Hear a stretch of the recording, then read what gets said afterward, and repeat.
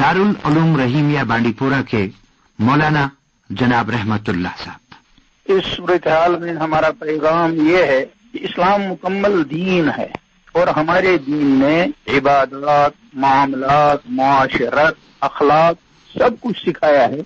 इसी तरह से जब कोई ऐसी सूरत हाल पेश आए, इनफरादी तौर पर कोई बीमार हो जाए या आफत आ जाए, खुदा न खास्ता, या वबा या ताउन आए।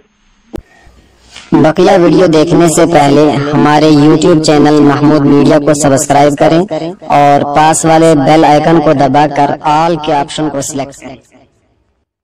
उसके लिए भी इस्लाम में वाज़ेह हिदायत मौजूद है।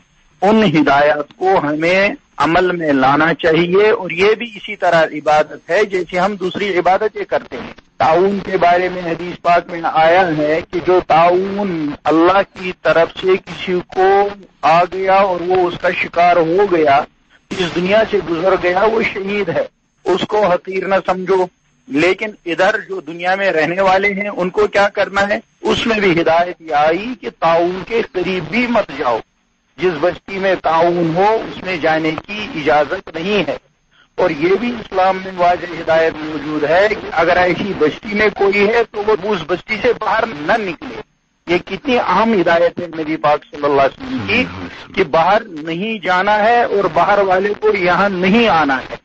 उसको आज के अंग्रेजी लफ्ज में लॉकडाउन से ताबीर किया कि अंदर वाला बाहर न जाए, बाहर वाला अंदर न आए। और हम जब इस पर अमल करेंगे तो ये गोया हमारा इस्लाम पर अमल करना हो। दूसरी चीज एहतियात है। एहतियाती तदाबीर जो महकमे सेहत वाले और इसके माहिरीन बता रहे हैं उनको इख्तियार करना, इसको भी हमें शरीयत में सिखाया है। इसलिए ऐसी बहुत मिसालें मौजूद हैं। हजरत अली करमल्लाहु वजहू हजरत नबी अकरम सल्लल्लाहु अलैहि वसल्लम के साथ तशरीफ फरमा के मेजबान खजूरें लाया, हजरत अली ने खानी शुरू की। हुजूर सल्लल्लाहु अलैहि वसल्लम ने मना फरमाया अली आप तो बीमार थे, ताजा बीमारी से उठे हैं, ये आपके लिए मुवाफिक नहीं, मत खाओ। उसके बाद मेजबान दूसरी हल्की चीज लाया, उसको हुजूर सल्लल्लाहु अलैहि वसल्लम ने हजरत अली रज़ियल्लाहु अन्हु से खाने को फरमाया कि इस से खाओ, इसकी इजाजत है।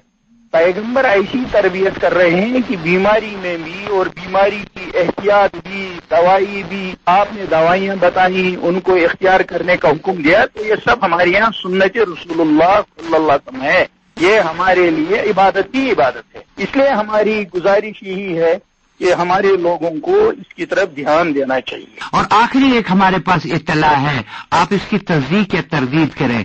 हमारे यहाँ अल्हम्दुलिल्लाह बड़े मदारिस हैं, दारुल उलूम हैं, जिनके अपने हॉस्टल हैं जहाँ बच्चे रुके हुए हैं। कहा जाता है कि कई एक हैं जहाँ पे अभी तक बच्चों की या उन तल्लाब को रुखसत नहीं किया गया, वो वहीं पर जमा है। बहुत अहम बात आपने फरमाई। ये उम्मत की नाव कश्ती ऐसी है जो दुआओं से ही महफूज रहती है।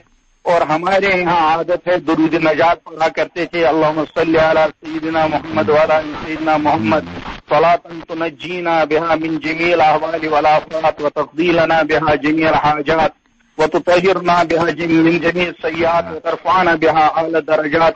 ये सबको याद है, इसका घरों में बहुत एहतमाम करना चाहिए। हम भी दुआ करते हैं। दूसरी बात मदारिस के सिलसिले में हमारा रास्ता मदारिस, इसमें 400 मदारिस हैं पूरी रियासत के। मैं उस वक्त साउथ अफ्रीका में था, उस वक्त इधर बरसगीर में इतना इसका असर नहीं था। लेकिन जब मैंने देखा वहीं से मैंने हिदायत जारी कर दी तमाम मदरसों को, और मैंने व्हाट्सएप पर लिखकर भेज दिया तमाम मदारिस अपने तलबा अपने इलाकों को भेज दें।